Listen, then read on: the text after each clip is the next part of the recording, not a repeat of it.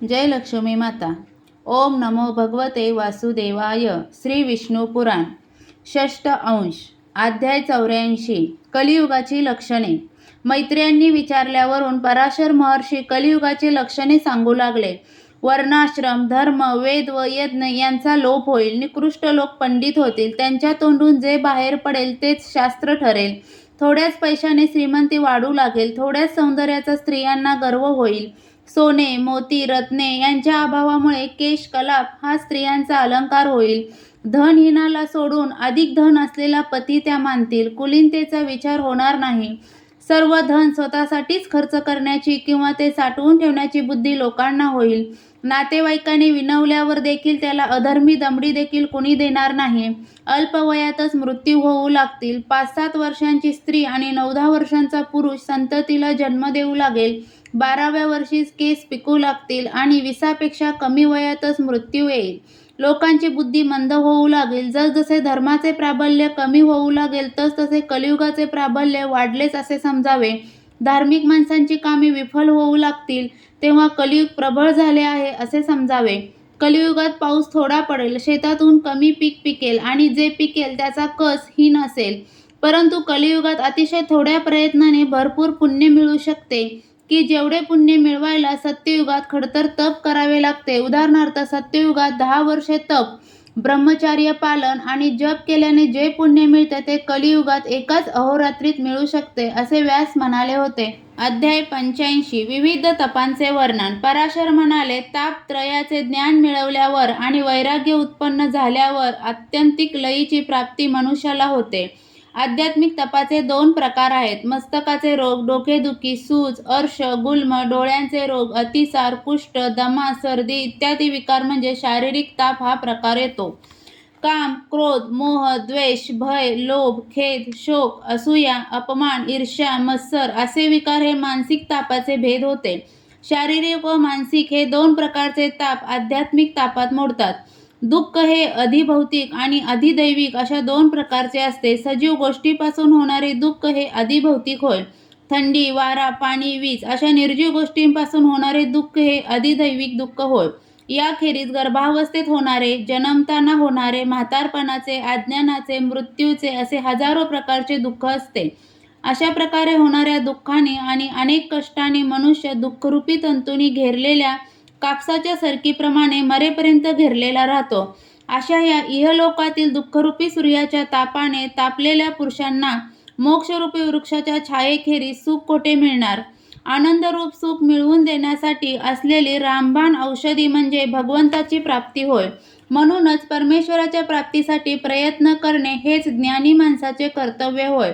आणि हे मिळवण्याचे 2 मार्ग ज्ञान व कर्म असे आहेत. ज्ञानाचे 2 प्रकार आहेत, शास्त्रजन्य ज्ञान आणि विवेकजन्य ज्ञान. शब्द ब्रह्माचे ज्ञान शास्त्राने मिळते तर परमब्रह्माचे ज्ञान विवेकाने मिळते. परब्रह्मालाच परमेश्वर किंवा भगवंत असे म्हटले आहे. वासुदेव म्हणजेच सर्व शक्तिमान परमेश्वर होय. तो दोषरहित, अतिशय शुद्ध, सगुण आणि निर्गुण आहे. तो ज्यामुळे जाणला जातो हेच ज्ञान होय. त्याखेरीज सगळे अज्ञान होय. अध्याय 86. केशीध्वज व खांडिक्य कथा. श्री पराशर महर्षी म्हणाले, स्वाध्याय व संयम या 2 डोळ्यांनीच परब्रह्माचे रूप पाहता येते. मैत्रियांनी विचारले, जे ज्ञान झाल्याने परमेश्वराला पाहता येते तो योग कोणता? पराशर ऋषी म्हणाले, पूर्वी एकदा याविषयी खांडिक्य आणि केशीध्वज या दोघांच्यात एक संवाद घडला होता. धर्मध्वज नावाचा एक राजा होता. त्याला 2 पुत्र होते, कृतध्वज आणि अनिध्वज. कृतध्वजाचा पुत्र केशीध्वज आणि अमिध्वजाचा पुत्र खांडिक्यजनक असे होते. खांडिक्य कर्ममार्गात आणि केशीध्वज अध्यात्मशास्त्रात निपुण होते. त्या दोघांच्यात एकमेकांवर विजय मिळवण्याची चढाओढ लागलेली असे. अखेरीस केशीध्वजानेच खांडिक्याचा पराभव केला होता. तेव्हा खांडिक्य त्याच्या बाजूच्या काही लोकांसह वनात निघून गेला. मृत्यूला जिंकण्यासाठी केशीध्वज अनेक यज्ञ करू लागला. अशाच एका यज्ञाच्या वेळी त्याच्या धर्मधेनू गाईला एका वाघाने वनात ठार केले. ही बातमी ऐकताच केशीध्वजाने या गोष्टीचे प्रायश्चित्त घ्यावयाचे ठरवले. हे प्रायश्चित्त कोणते असे त्यांनी आपल्या पुरोहितांजवळ चौकशी केली, पण त्यापैकी कोणालाच ते माहीत नव्हते. त्यापैकीच एकाने सांगितले की ह्या प्रायश्चित्ताविषयी खांडिक्यालाच माहीत आहे.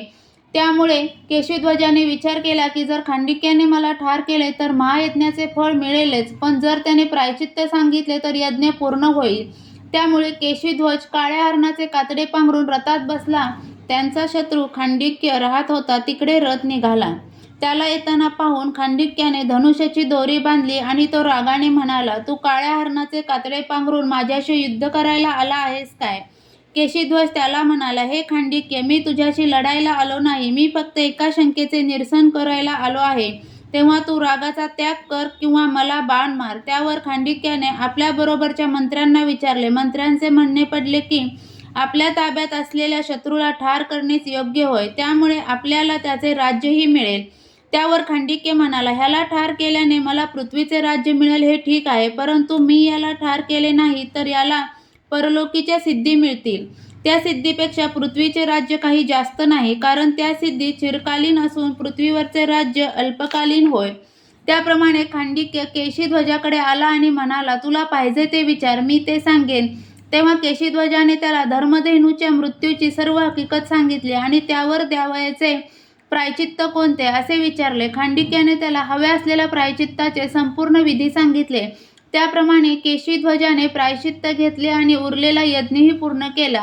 केशीध्वजाने सर्व यज्ञ पूर्ण केल्यावरही काहीतरी राहिले असे त्याला वाटू लागले. थोड्या वेळाने त्याला आठवले की सर्व काही आपण केले, पण खांडिक्याला मात्र गुरुदक्षिणा दिलेली नाही. म्हणून केशीध्वज राजा रथात बसून ताबडतोब खांडिक्याकडे गेला. शास्त्रांसह येत असलेला केशीध्वज पाहताच खांडिक्यानेही आपली शस्त्रे हातात घेतली. त्यावर केशीध्वज म्हणाला, हे खांडिक्य, शांत व्हा. मी तुमच्याशी लढायला आलो नाही, तर गुरुदक्षिणा द्यायला आलेलो आहे. तुमच्या उपदेशाप्रमाणे मी प्रायश्चित्त घेऊन यज्ञ पूर्ण केला, म्हणून तुम्हाला मी काय गुरुदक्षिणा देऊ? त्यावर खांडिक्याने पुन्हा आपल्या मंत्र्याचा सल्ला घेतला. मंत्री म्हणाले, शत्रूकडून नेहमी राज्य मागावे. खांडिक्य हसला आणि म्हणाला, स्वार्थ सिद्धीसाठी तुमचे म्हणणे बरोबर आहे, पण राज्य ही काही दिवस टिकणारी गोष्ट आहे, परमार्थाच्या दृष्टीने ते काय कामाचे? यानंतर खांडिक्य केशीध्वजाकडे वळला आणि म्हणाला, तुम्ही जर अध्यात्मविद्येत पारंगत आहात तेव्हा त्याच दृष्टीने सांगा की सर्व क्लेशांचे दुःख शमावे म्हणून काय करावे ते तुम्ही मला गुरुदक्षिणा म्हणून सांगा. ओम नमो भगवते वासुदेवाय. आजच्या पुरते इतकेच. व्हिडिओ आवडला असेल तर लाईक, शेअर, सबस्क्राईब नक्की करा.